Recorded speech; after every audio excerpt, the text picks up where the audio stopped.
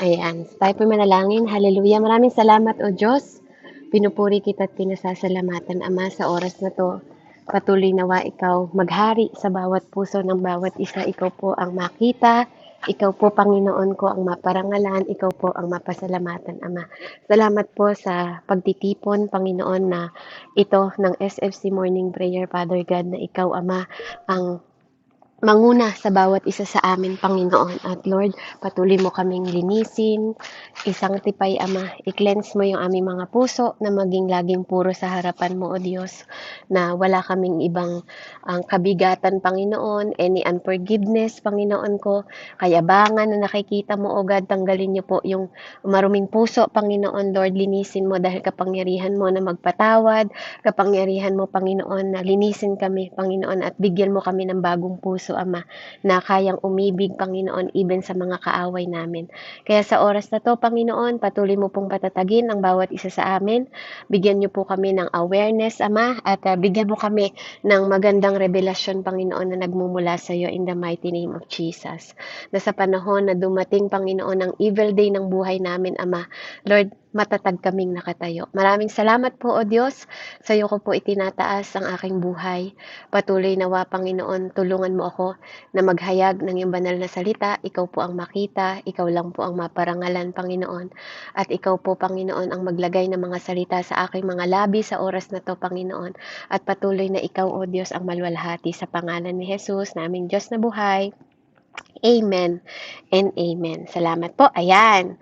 So tayo po ay dadako sa ating mensahe about evil day. Amen? So sabi po sa Ephesians 6:13, pahanap na lang po sa Tagalog, therefore, put on the full armor of God, so that when the day of evil comes, you may be able to stand your ground, and after you have done everything, to stand. Amen? Sa Tagalog po, Amen. Ephesians 6:13 po. Sabi po dito, kaya't gamitin ninyo ang kasuutang pandigma na mula sa Diyos. Sa gayon, makakatagal kayo sa pakikipaglaban pagdating ng araw na sumalakay ang masama, upang pagkatapos ng labanan ay matatag pa rin kayong nakatayo. Amen. Purihin po ang Panginoon sa banal na salita. Amen. Amen. Amen. So, purihin po ang Diyos. So, dito po, inahahayag dito na meron palang evil day na darating sa buhay natin. At itong armor of God, sabi ko nga, Lord, ang pagkakaano ko is, yung armor of God, para siyang, dun sa pagkakabasa ko ng salita ng Diyos, para siyang nakadesenyo dun sa araw na yun. Alam niyo yung specific na araw na yun, ng evil day. Kasi ano ba yung evil day para sa inyo? Amen? So tayo mga Kristiyano po, tayo'y lumalakad sa buhay natin at minsan yung mga paglaban natin sa pamamagitan ng panalangin, kailangan nating nagre-resist. Amen? Minsan naman nagbabind tayo, minsan nagre-rebuke tayo. Amen? So kailangan nating paglabanan sa pamamagitan ng panalangin po. At how we serve God, how we seek God, and how we walk to the Lord every day. Amen? So, every day, hindi po ito tinatawag na evil day.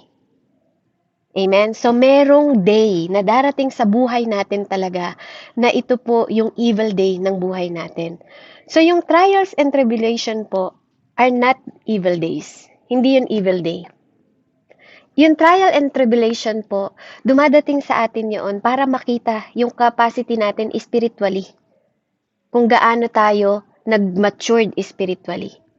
At yun naman pong mga temptation. Yung mga temptation dumadating sa atin kasi dahil yun sa mga kahinaan natin. Kaya itong mga panahon na to, hindi po ito evil days. Amen? Ito yung mga panahon na nakikita ng kaaway kung saan tayo mahina. Kaya tayo merong mga temptation. Hindi po galing ang temptation sa Diyos. Galing po ito sa kaaway. Sabi nga ng salita ng Panginoon, wag nating sabihin tinetempt niya tayo. Amen? So, yung trial po, at yung darating na tribulation, yun po yung mga panahon na kung mararanasan pa natin. Amen, yung tribulation. Hindi ko po alam kung nandun pa tayo, buhay pa tayo, hindi natin alam. Kasi life is parang usok lang, hindi natin alam. Anything can happen.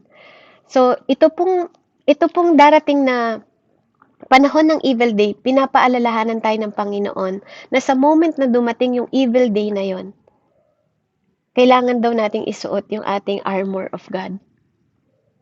Amen. So, doon po magpe-play, doon natin isusuot yung kasuotang ito na talagang nakadesenyo siya para sa designated day na yon. Pero purihin ng Panginoon. Naniniwala po ako na dapat naman natin talagang isuot araw-araw. So, parang dito sa mensahe na to, para siyang nakadesenyo doon sa araw na yon. Kasi sabi, para daw tayo makatayo sa ground natin. Amen? After you have done everything. Amen? So, naniniwala po ako na mabuti po ang Panginoon. At dito makikita natin, kung mapapansin po ninyo, yung evil day na sinasabi, hindi tayo kailangan nagre-retaliate o gumaganti. Kasi sabi niya, yung day of evil comes, you may be able to stand. Ibig sabihin, nakatayo tayo para daw manatili tayong nakatayo. Amen? So, hindi natin kailangan lumaban. Sa panahon ng evil day natin, mga kapatid, yun yung panahon na walang-wala kang lakas. Alam niyo yun, yung panahon na kahit gusto mong tumawag, 'di ba? Kahit gusto mong lumuhod, yung panalangin na hindi mo na rin masabi dahil evil nga yung day na yon. Amen. So dito makikita natin na sabi niya dito, kapag palang na-finish yung offenses o yung atake, 'di ba, sa atin, saka pa lang tayo magi-strike. 'Di ba? Saka pa lang tayo lalaban kasi sinasabi dito, kaya gusto niya lang mapanatili tayong nakatayo sa evil day na 'yon. So meaning po dito, para mapaglabanan natin yung evil day na 'yon, kailangan po maging handa tayo. Spiritually, mga kapatid. Katulad ni Job po. Si Job po may evil day na dumating sa kanyang buhay. He lost everything. Amen. Kung papansinin niyo po, nawala lahat sa kanya in 24 hours. Na sinabi niya na ang akala niya, 'di ba, sa kayamanan. Yung kayamanan ni Job, ang kanyang nasa puso. Na yun yung kanyang binavalue. O sabi nga, kung ano yung binavalue mo, kung ano yung ng puso mo, 'di ba? Yung tinetreasure mo sa puso mo. So ibig sabihin, akala ng kaaway, yung kanyang kayamanan ang binavalue ni Job. Amen? So, kinuha niya yung kayamanan na yun. That is the evil day po ni Job. At hindi pa siya nakontento kasi nakatayo pa rin si Job. After nun, kinuha niya yung mga buhay ng mga anak ni Job. Pero pinahintulutan ng Panginoon yung evil day, mga kapatid. Kasi yung evil day na to, kapatid, yes, God is in control. Kaya tayo pinapaalalahanan ng Panginoon na yung evil day darating sa buhay natin, whether ikaw ay mananampalataya o hindi mananampalataya, may evil day na darating. Even ikaw ay Muslim, ano paman po ang iyong katayuan sa mundong ito, evil day will come, whether you like it or not. So, dito, itong evil day na to, hindi dahil makasalanan ka. At hindi din dahil righteous ka. Kasi si Job po is righteous. Lagi siyang nagdadasal. Amen? Hindi ito about sa fasting mo at prayer, mga kapatid. Evil day will come. Will come. Amen? So, kaya dito, nung kinuha yung mga anak, di ba po ni Job, nung panahon ng evil day na yon, pinahintulutan yun ng Panginoon. At pinapahintulutan po ng Lord yung evil day na yon. Amen? Sumasamba pa rin si Job sa Panginoon. Nung nakita niya na sumasamba pa rin siya sa Panginoon, sino po yung kanyang yung kalusugan ni Job, 'di ba? Tinira rin niya yung kalusugan ni Job. Yung halos si Job, makikita niyo sa Job 7 na nagko-complain siya sa Panginoon na bakit, 'di ba? Pero tinitiis niya pa rin kasi alam niya na galing lahat 'yon sa Diyos. Hindi pa rin, 'di ba? Hindi pa rin. So, hinahanap ng kaaway yung mga kahinaan natin, mga kapatid. At anong yung huling ginawa niya? Yung asawa. na isa sa pinaka-close din ni Job. Itakwil mo na yung Panginoon mo. Doon lumabas kung ano yung tunay na nasa puso ni Job. Sabi niya sa kanyang asawa, hubad akong pinanganak. 'Di ba? Hubad din ako na mamamatay.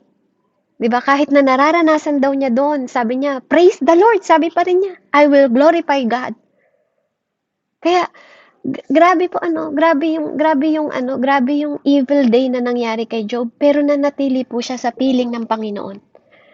Kaya napakahalaga po na pag tayo ay in-strike ng evil day, amen, ito po yung panahon din na mag-glorify at ililift tayo ng Panginoon. Mag-glorify ang pangalan niya at ililift tayo ng Panginoon. Ito yung tinatawag na ma-elevate tayo. Amen? So even si Lord Jesus po, may evil day siyang nangyari. 'Di ba? Yung evil day niya, even siya ay anak ng Diyos, hindi po siya nakawala sa evil day. Amen? Yung evil day na yon was the cross. Amen? Yung evil day na yon, nanatili pa rin siyang obedient sa kanyang tatay. He could stand. Alam niyo po, sa evil day na to, katulad nung sabi kanina doon sa verse natin, sa verse 6:13, para manatili tayong nakatayo. Hinahampas nila si Jesus, hindi lumalaban. He was not moving. Hindi siya lumalaban. Sinampal nila, hindi siya lumalaban. Pinlock nila yung beard niya, hindi siya lumalaban. He's not moving. Amen? Nilagyan ng crown na thorn sa kanyang ulo. Hindi lumalaban, but he was still standing. Diba? Pinagbuhat ng krus, mga kapatid, hindi lumalaban. That is the evil day. Sa panahon na halos wala kang lakas, mga kapatid, na kahit magpuri sa Diyos, hindi mo magagawa. That is the evil day. An evil day, diba, hindi mo mai-imagine kung ano yung pwedeng mangyari sa'yo. At ganun yung nangyari sa ating Panginoon. Ganun din yung kay Job. Amen? But they remain faithful. Amen? He stood hanggang sa ma-overcame niya yung evil day na yon. Hindi siya lumaban, hindi siya nag-retaliate, hindi siya lumalaban, mga kapatid. Pero, 'di ba? Nung napagtagumpayan niya yung cross na yon. Amen. Doon natin makikita, hindi na natin matatakot ang Panginoon. Hindi na siya, alam niyo yun, baliwala na sa kanya. Yung kapangyarihan na lumabas sa Panginoon after na nagawa niya, 'di ba? Yung evil day na yun, after na pagtagumpay niya yung evil day na yun, yung kapangyarihan, 'di ba? Na nakita natin sa Panginoong Diyos na even ang kasalanan, hindi natatalab sa atin.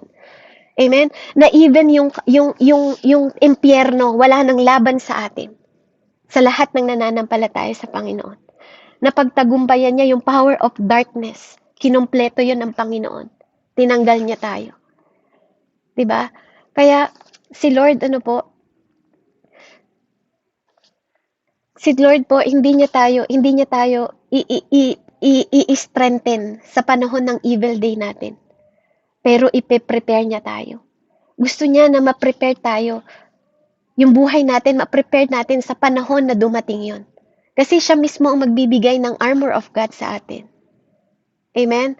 Kaya, napakabuti ng Diyos, na ma-prepare tayo pag dumating yung evil day na yon. Kasi kapatid, yung evil day na yon, maniwala ka, you are breaking. Darating ka sa point na breaking point mo. Amen? Kasi bawat tao, kahit pa mabuting tao, oo, dumadaan tayo sa difficulty natin. Sinisiraan ka ng tao, difficulty lang yun, mga kapatid. Canceling ng tao sa'yo, difficulties lang yun. Kasama yun sa buhay kasi maraming difficulty ang buhay, pero hindi ka mabibreak ng mga yun. Amen? Na kahit pa anong gawin nila sa'yo, kahit pa may mga pagsubok kang pinagdaanan ngayon sa sakit mo maybe, 'di ba? Sa mga pinagdadaanan na kahirapan, pinansyal. Amen? Pwedeng mga pagsubok lang 'yun, pero hindi pa 'yun yung breaking point natin. Pwedeng na-struggle lang ang tawag sa mga bagay na yon, pero hindi pa yon yung breaking point natin. Kasi sa panahon ng evil day na to, amen, hindi lang to difficult day. Hindi lang to mahirap na araw sa atin o mga pagsubok sa atin. Ang evil day, ito yung itatouch niya kung ano yung most weaknesses mo. Yung evil day na to, ito yung hindi mo maa-undo yung mga bagay na itatouch sa'yo. Hindi mo, alam mo yon, yung parang kahit gusto mong palitan, kahit gusto mong balikan, baguhin, hindi. Itong evil day na to, ito yung magre-rethink ka, parang babalik ka. God, talaga bang totoo ka? Alam mo yon, yung pwede niyang i-switch yung mind mo na magtanong ka sa Diyos na, mahal mo ba talaga ako? Bakit kailangan kong pagdaanan to? Yung evil day na to, ito yung disappointment, kapatid.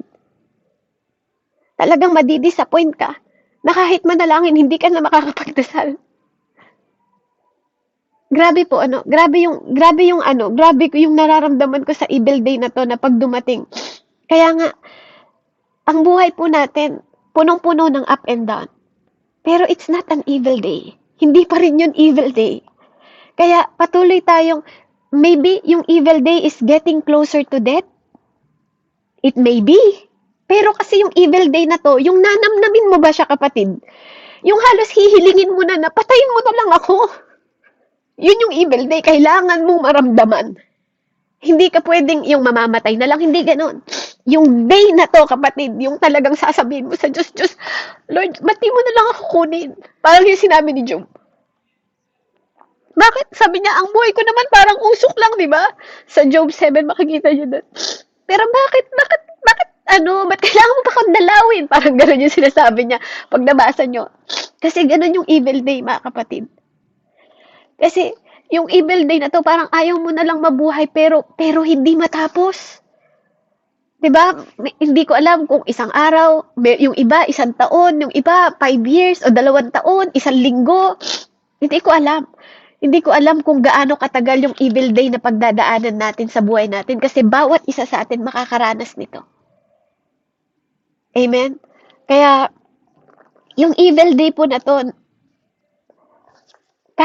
meron siyang kapangyarihan na i-shift and i-restructure yung whole life mo.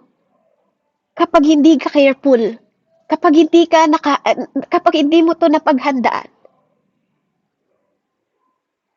Kasi talagang i-break ka nito. Maraming bagay na nag-break sa'yo, pero itong evil day na to, talagang yung breaking point mo. Every human being, mga kapatid, has breaking point. Yung talagang mawawasak ka, madudurog ka. Until, di ba? Until yung breaking point na yun, malampasan mo. Kaya kung andun ka pa sa breaking point na yun, then you still have na malagpasan yung breaking point na yun.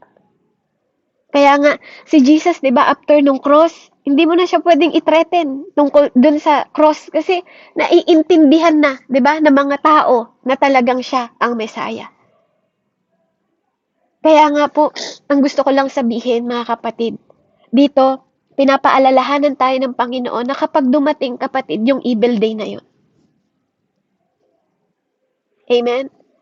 Ito yung para kang pumunta sa kamatayan, tapos nabuhay ka ulit. Parang, alam mo yung parang pagiging born again ulit. Pero, ang pagdadaanan mo lang is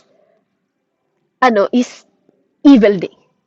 Alam mo, yung para ka na born again na pagkatapos mo namatay, at nagtagumpay ka, parang buhay na buhay ka ulit, na kahit kapatid, hindi ka na matatakot. Na kahit malalampasan mo na kasi pinagdaanan mo na yung evil day na to. So, yung evil day po, muli, meron din siyang, pag napaglampasan natin yun, meron din siyang kapangyarihan na muling isasaayos at i-organize ng differently, di ba, yung buhay natin, para iset ulit tayo ng Panginoon. Na hindi na tayo nabubuhay sa takot, kundi nabubuhay na tayo sa lalong mas matatag na pananampalataya. Mas malakas kaysa dati. Na kung dati may anxiety ka, 'di ba? Hindi na 'yung tatalab sa iyo, hindi na 'yung magi-interact sa iyo kasi pinagdaanan mo 'yung pinaka-evil day ng buhay mo. Amen? Kaya, ang Diyos, ang Diyos po, He want us to escape dito sa evil day na to. Kaya nga, nung nagiging ko to sa puso ko, Lord, bakit ba itong evil day na to? 'Di ba? Bakit ito yung nilalagay mo sa puso ko na alam niyo po yung mensahe na gusto niya maging matatag kasi tayo kasi God wants us to bring out sa place na to. God wants us to rescue, 'di ba? Sa place na to pag dumaan tayo sa evil day na to ng buhay natin. Kaya yung pananalangin natin, kapatid, kung paanong si Daniel, 'di ba, nung evil day niya, tinapon siya sa kulungan ng leon, kapatid, kahit mag-speaking tongue siya doon, 'di ba? Kahit mag-pray siya doon, wala nang oras at panahon kasi tinapon ka na eh. Alam niyo 'yon, ganun yung evil day, hindi mo inaasahan. Yung iba, kapag hindi tayo nakahanda, talagang hindi ka nakaprepare, darating yung evil day na 'yon. Walang nakakaalam. Kaya kay Daniel, lang yun nag-keep sa kanya? Yung spiritual niya na armor. Amen? Ang sa kanya, nagpatibay sa kanya kung bakit siya nandun sa consistency niya. 'Di ba? Kaya po nung si Daniel ay tinapon sa kulungan ng leon na 'yon. Amen? Matatag po ang pananampalataya ni Daniel. Amen? Tayo po kaya, 'di ba? Kaya dahil siya ay prayerful na tao, kaya nga kapag tayo po nananalangin, pinapatatag nito, ini-equip nito yung bawat sarili natin, mga kapatid. Kaya wag tayong tamad manalangin sa Panginoon. Kasi kapag nag-i-spending time tayo ng pananalangin, yung sarili natin ang ini-equip natin. Kasi whether you like it or not, mga kapatid, darating yung evil day ng buhay mo. Darating po talaga. Kaya ang gusto ng Panginoon, naka-equip tayo dahil equip sa pananalangin. 'Di ba? Si Daniel, kahit na binabawal siya, dahil ang puso niya nasa Panginoon, nagpadala po ng anghel ang Panginoon para itikom ang bibig ng leon na yon. That is the evil day ni Daniel. Yung tatlo din na kanyang mga disciple, yung tinapon sa apoy, mga kapatid, that is their evil day. Amen, na wala silang magagawa. Kailangan mangyari sa kanila sa ayaw at sa gusto nila. Pero yung pananampalataya mo, kapatid, sa panahon na dumating yung evil day na yon, si Lord pa rin kaya yung Diyos mo? Si Lord pa rin kaya yung tatawagin mo? Si Lord pa rin kaya yung nasa isip mo sa panahon na dumating yung evil day na yon? Amen? Kaya napakahalaga po na tayo kasi sometimes kapag hindi tayo sensitibo, minsan mali yung prayer natin eh. Sometimes, minsan gusto lang natin ng breakthrough, gusto lang natin maalis tayo sa lugar na yun. Amen? Sometimes, kaya lang tayo lumalapit sa Lord kasi gusto natin gumaling sa sakit. Amen? Pero pinaghandaan ba natin, kapatid, yung pagdating ng evil day na to? Kasi sometimes yung prayer can keep the demons away. Sometimes the prayer can keep away the sickness and other things. Pero alam nyo, kapatid, maniwala kayo at hindi. Kapag dumating yung evil day na to, kahit nagdadasal tayo, darating siya. Kasi si Job, righteous siya. Hindi siya masamang tao, pero dumating pa rin yung evil day sa kanya. Si Moises, dumating din yung evil day sa kanya. Si Jesus, dumating din yung evil day. Si Jeremiah, dumating din yung evil day. Do you think, mga kapatid, wala tayong evil day? We live in the fallen world. Yung mundong ito, pasira ng pasira. Pag dumating yung evil day na yon, all you have is God. Yun lang yung marirealize mo sa sarili mo. Minsan nga, kapag nabigla ka, kapag napuno ng sorrow, yung evil day na yon, marami pong mga tao, kahit mananampalataya, kahit sabihin mong pastor, nagbibigti. Dahil sa pagdating ng evil day na to. Kaya kung hindi mo mapaglalabanan yung evil day na to, kapatid, at hindi ka magiging careful at hindi ka prepare, kikitilin mo talaga yung buhay mo sa sobrang hirap. Sobrang hirap. Kaya, kapag dumating yung evil day na to, ang gusto ng Panginoon, maging handa tayong lahat. Na maging equipped tayo. Nawala tayo dun sa dry ground, kapatid. Na, na parang yung puso natin na itanim yung mga salita niya. Kasi minsan, pag dumating to ng biglaan, alam niyo po, minsan speechless ka. Wala kang masasabi. Kahit yung pagpupuri, hindi mo magagawa. Kasi yung evil day na to, kapag naman prepare ka, suot mo lang yung armor. Na kahit tinitira ka ng evil day na to, nakatayo ka pa rin. Kasi yung armor na yun ang magbibigay ng protection sa'yo. Pero paano kapatid kung di ka equip? Paano kung hindi ka handa? Kasi hindi mo pinahalagahan yung soul and spiritual na buhay. Dito ka sa fellowship, nakikinig ka, para lang maparaos yung isang araw. Pero hindi mo binaon yung totoong salita ng Diyos na habilin niya. Kasi, kapatid, sa ayot sa gusto mo, darating yung trahedya na to. Darating to sa buhay natin. Kaya, napakahalaga po na yung place natin, yung lugar na kinalalagyan natin, yung Diyos talaga tayo nakasandal. Hindi ko alam kung pinagdaanan nyo na yung evil day na to. Kasi pag dumating yung evil day na to, imumute ka nito. Hindi ka talaga makakapagsalita. Kapag dumating yung evil day na to, maniwala kayo kapatid. Dahil minsan ko rin naranasan, wala na akong masabi. Wala na akong masabi. Yung titiisin mo siya hanggang matapos na lang yung araw na yun, yung season ng evil day na yun. Kaya, dito po, gusto lang ipaatid sa atin ng Panginoon. Maikli lang ang buhay natin, kapatid. Pwedeng kasama mo yung asawa mo ngayon, bukas wala na. Pwedeng kasama mo yung anak mo ngayon, bukas wala na. Kapag hindi natin binalyo, kapag di natin binalyo yung mga araw at panahon, dito tinuturuan tayo ng Panginoon na pahalagahan natin yung oras. Kasi dahil namumuhay tayo sa fallen world na to, mga kapatid,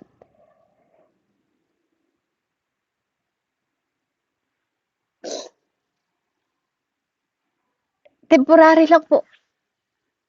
Pansamantala lang ang buhay. Ang buhay natin para usok lang. Kaya paano natin i-deal yung evil day na yon?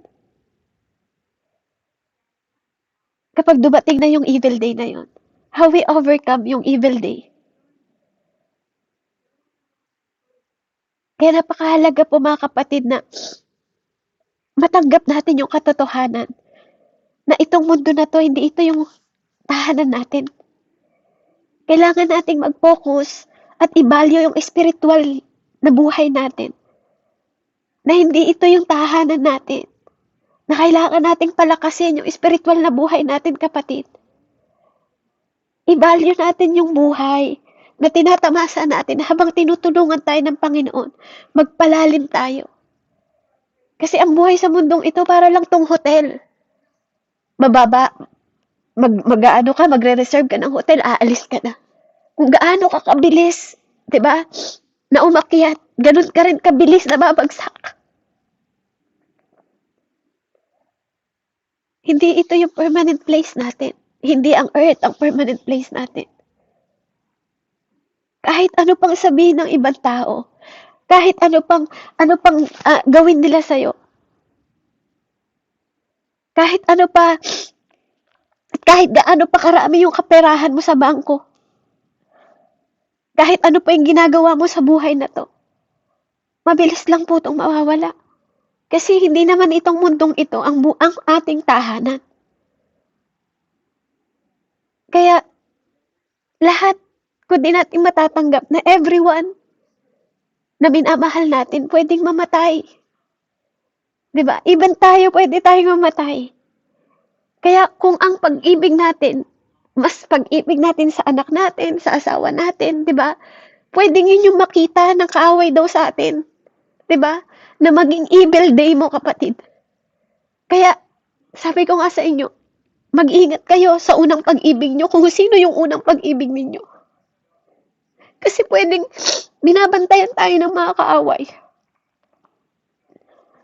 At hindi ka sasaktan, kapatid, sa mga bagay na hindi mo mahal. Hindi ka dun papasakitan, hindi yun yung magiging evil day mo. Kaya mag-ingat po tayo sa unang minamahal natin. Dahil kung hindi ang Diyos, amen, babagsak po tayo pag dumating yung evil day na yun. Kasi sisiguraduhin ko sa inyo, kung sino yung pinaka-most weakness ninyo, yun yung magiging evil day mo. Yun. Kung sino yung mas hinihigit sa kanya. Kasi kapatid, yung evil day na to, hindi lang to galing sa kaaway, pahihintulutan ng Diyos. Pahihintulutan niya, mga kapatid. Kaya, makita nawa natin na everything is temporary. Kaya tayo sinusustain ng Panginoon. May bawat season tayo. Kung season ng mangga ngayon, di ba? Sa susunod, season na ng orange. Kaya, maging matalino tayo. Tanggapin natin na darating yung evil day na yun, pero nakaprepare tayo, mga kapatid. Kailangan nating matanggap kasi ang pagtanggap, isa yun sa paraan na ma-prepare tayo. Hindi mo yun tinatanggap dahil gusto mo maging talunan. Hindi. Tatanggapin natin itong darating na to para maging prepare tayo.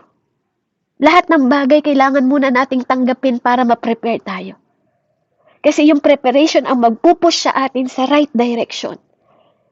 Ito rin yung magtuturot sa atin. 'Di ba?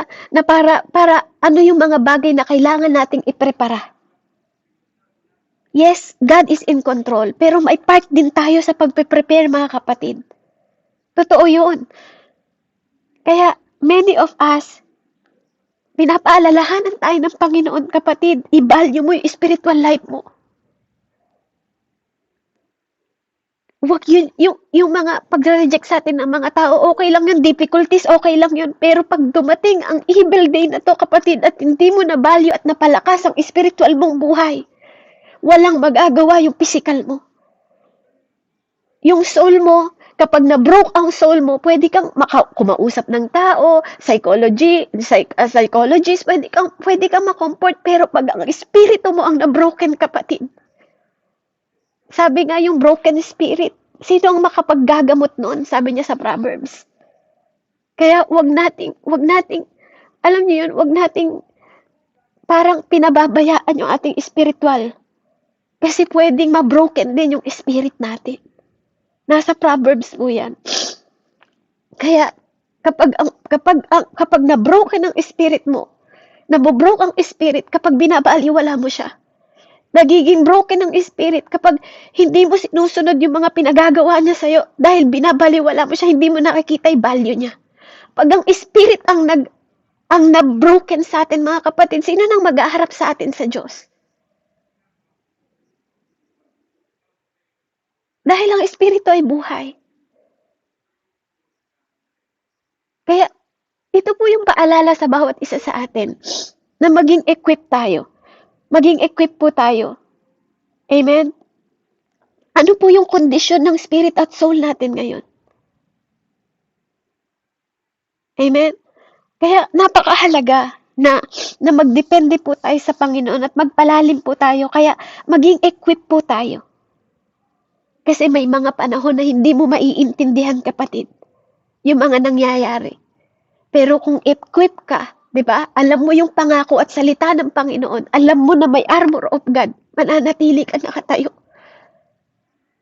Kasi pag dumating yung evil day na to, kapatid, ang magpo-protection lang sa'yo yung God's armor. Yung truth, yung salvation, yung self-righteous, yung righteousness pala, na galing, yung brace, di ba? Yung sandalias mo. Yun lang ang mag-iingat sa'yo. Sa panahon na dumating ang evil day na to, kapatid, kailangan kang manatiling nakatayo. Hindi ka pwedeng lumaban, nakatayo. At yun ang mag-iingat sa'yo. Kaya saan natin makukuha ang katotohanan? Kung hindi tayo nag-aaral, paano tayo magiging handa Kung hindi tayo nagiging equip, paano tayo magtatagumpay? Kaya purihin po ang Panginoon. Sabi niya dito, sabi niya po sa kanyang salita,